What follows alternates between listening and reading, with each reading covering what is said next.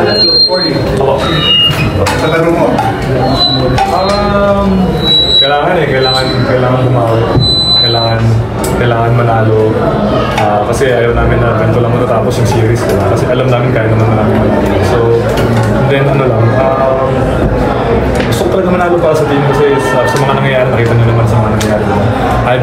I'm not gonna sugarcoat it. I've been a distraction sa team and everybody knows it. Alam naman ang lahat ng tao. Gusto ko lang talaga makabawi sa team. And yun, luckily, yung mga time na kailangan ko umiscore ako. Musta yung usapan ng hapon na inattest daw yung tayo? Everybody, nagsalita lahat. Then siyempre nagsalita din ako. I said my piece, sabi ko, ito mahirap sabihin kasi siyempre daming pero baka kasi sabihin ng ibang tao na parang gumagawa na ako ng excuse. Pero for the past, since nung namatay yung papa ko, I've been really in a hard place na mahirap na pero hindi ko kasi siya na-address. So now, parang nagbabayad ako doon kasi lalo na sa pressure ngayon, tapos lagi nangyari, ganyan. Pero yun nga, nag-sorry, nag-apologize ako for being a distraction. I didn't say, hindi ako nagsabi ng sobra, sinabi ko lang I apologize. And I'm seeking help. Para moving forward, hindi lang para sa team, para din sa pamilya, for my family, and siyempre sa trabaho. Kasi if I don't seek help, mahirapan ako eh. People will, paano sasabihin nila, ganyan. Ang akin lang is, instead of saying this and this and this, why not ask me kung ano nangyayari? Instead of saying na, ganito sa'yo, ganito. Madali lang naman kasi magtanong eh. Madali maglagay ng negative, pero ang pinakamahirap magtanong. Why not ask? Madali lang naman ako kausap eh. You can ask me, I can say, sabihin ko sa inyo kung ano nangyayari talaga. So, yun lang. Instead of writing na may mga ibang tao sa iyo, sabi na, parang ang unfair lang, not knowing kung ano ba talaga yung true story behind what's going on sa akin. Okay? So now, I'm seeking help.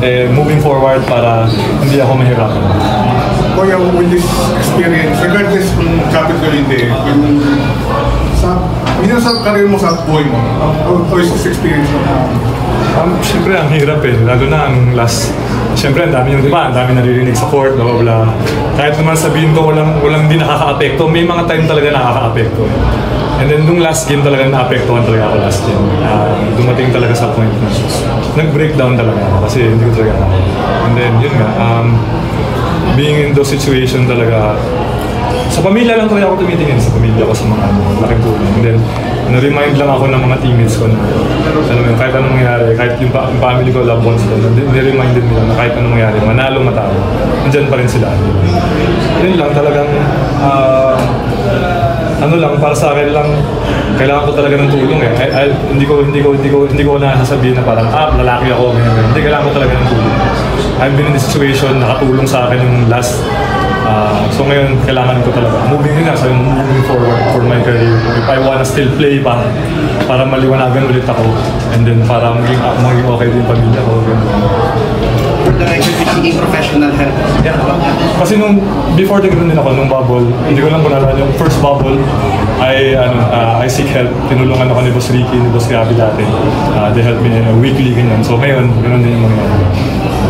Nangyayari na ba o mangyayari pa lang? Mangyayari pa lang.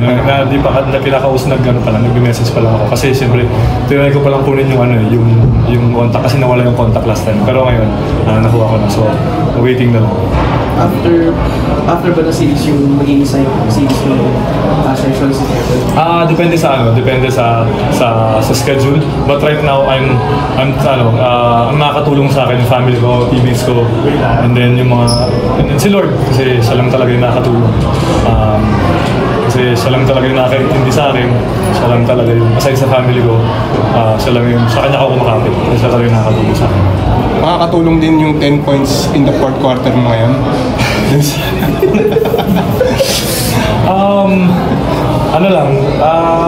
Hindi pa naman tapos yung series. Sana sa Game 7, sana same pa rin. Makakatulong po ng champion. Sana. I will do my best. Kahit anong gawin ko, rebound, dumayog sa bola. Kahit naman hindi ako makascore, kung ano yung score sa taas, para naman namin yun. Nabanggit ni Coach Chot kasi kanina na buong series pagdating sa plus minus, ikaw yung nangunguna. Kumbaga, ang laki ng naitutulong mo sa floor pag nandun ka. Ano bang masasabi mo dun sa... Yun, dun ko na-realize na how important my job is sa team. Dun ko talaga nakakita na although, alam mo yun, may mga nangyayari sa side ng bench, ganyan. Pero when I'm inside the court, focus naman ako. Outside lang talaga, syempre may mga times na parang papagalitan ka, ganyan, misunderstanding, ganyan. Yun lang talaga, na meron talaga ako mga sitwasyon na hindi ko pa naayos. Kaya bigla akong pumipitik na hindi naiintindihan ng mga tao bakit yun. So that's why I'm seeking help. And hindi naman masama humingi ka ng tulong eh. Diba? So I do apologize. Sabi ko nga kanina sa interview, I apologize sa mga bata na nanonood. I apologize sa team, sa mga bosses namin, sa mga TNT fans, sa inyo, sa media. I do apologize to how I act. Diba? Kasi it's not, hindi ako yun eh.